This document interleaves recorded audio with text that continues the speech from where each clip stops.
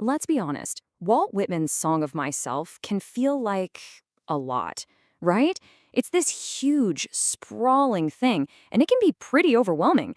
But what if I told you that this giant poem, this foundational piece of American literature, is actually a direct invitation to you? Today, we're going to demystify one of the greatest poems ever written. It all starts right here, with this one simple, totally radical line. You gotta remember, back in 1855, this was a bombshell. To just stand up and celebrate yourself openly with no shame, that wasn't just an opening line, that was the whole point. It's this incredible declaration of self-worth that kicks everything off. All right, so step one to cracking this poem is to figure out its main character, this bold, celebratory I. I mean, who is this person talking to us anyway? That's the big question, isn't it? Is it just Walt Whitman himself, a poet from Long Island? Or is it something much, much bigger? Well, the answer is what makes this whole poem so amazing. And this is where the genius really kicks in. Whitman creates what you could call a universal self. When he says I, he doesn't just mean him. He's building a space for you, the reader, to step right into. He wants you to feel what he feels, to see what he sees, and ultimately to celebrate yourself. And just think about how modern that sounds. I exist as I am. That is enough. Forget what anyone else thinks, forget your job, forget your status. He's saying that just being is enough. What a powerful idea. Okay, so once Whitman builds up this powerful individual I, he does something truly mind-blowing. He starts to stretch it out, expanding it, until it includes literally everyone and everything. This line right here, this is the core of his whole democratic vision. And he's not being poetic or fuzzy. For Whitman, this is a scientific fact. We are literally made of the same stuff. This one idea just smashes the walls between me and you. Suddenly, empathy isn't a choice. It's just a reality.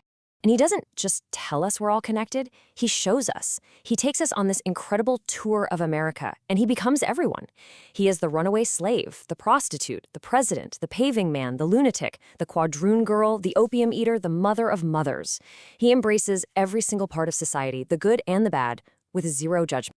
So you're probably thinking, wait a minute, how can he be all of these conflicting people at the same time? Well, this is his triumphant answer. For Whitman, to be human is to be contradictory. To be large is to contain multitudes. He's giving all of us permission to be complex, to be messy, to not have it all figured out. All right, the next great expansion of the self is all about our physical bodies. Now, this was a time of serious repression, and what Whitman did was put the human body right up on a pedestal. It was revolutionary. To really get how radical this was, look at the difference. The normal view back then was your soul is divine, sure, but your body is sinful, shameful, something to be controlled.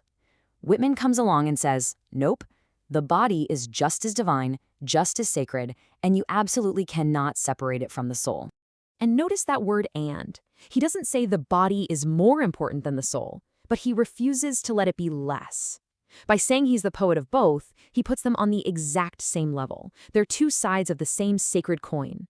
And then he takes it even further. The entire self, body and soul together, is divine. And because it's divine, our physical experiences like touching and feeling, they aren't sinful, they're holy.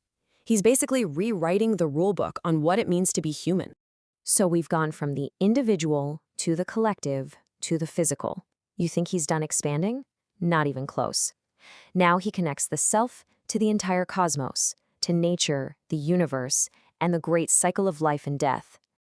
And this whole cosmic journey starts with a simple, perfect question from a child. This one question kicks off one of the most famous and beautiful metaphors in all of literature, as Whitman tries to explain, well, everything through a simple blade of grass.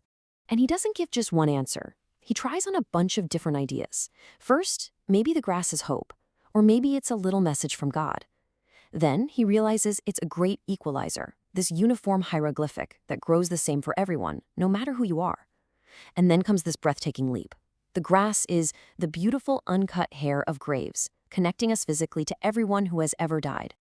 And that leads him to his ultimate point. For Whitman, death isn't the end, It's just a transformation. The grass, growing out of the earth that was once people, is proof that life is a continuous cycle. Nothing is ever really lost, it just changes form. That smallest little sprout is proof of eternity. Okay, so we've watched the self expand from one person to all people, from the soul to the body, and from life into death and back. Now, for the grand finale, Whitman brings it all home and turns the spotlight directly on you. I just love this line, a barbaric yawp. It's not a polite, quiet little verse. It's a loud, wild, totally authentic cry. This is him, being his truest self, and he's calling out to you to find your own authentic voice, your own yawp. And this, right here, is the poem's ultimate purpose. He's not trying to give you all the answers. He's just showing you the road. The whole point isn't for you to sit back and admire his journey, but to feel empowered to start your own. So after this whole epic journey, through the self, through America, through the cosmos, what are we supposed to be left with? What's the bottom line? When you boil it all down, Song of Myself is an invitation. It's asking you to celebrate your own self, to see how you're connected to every other person, to honor your body as something sacred, and to realize you're a crucial part of this huge, endless, beautiful universe. And he leaves us with this incredible, beautiful promise. It's like he knew this poem was a lot to take in. He's telling us not to give up if we don't get it right away. He's not some distant poet on a pedestal. He's still out there, in the world, in the grass, under your feet, waiting for you to find him. And in that search for him, you just might end up finding yourself.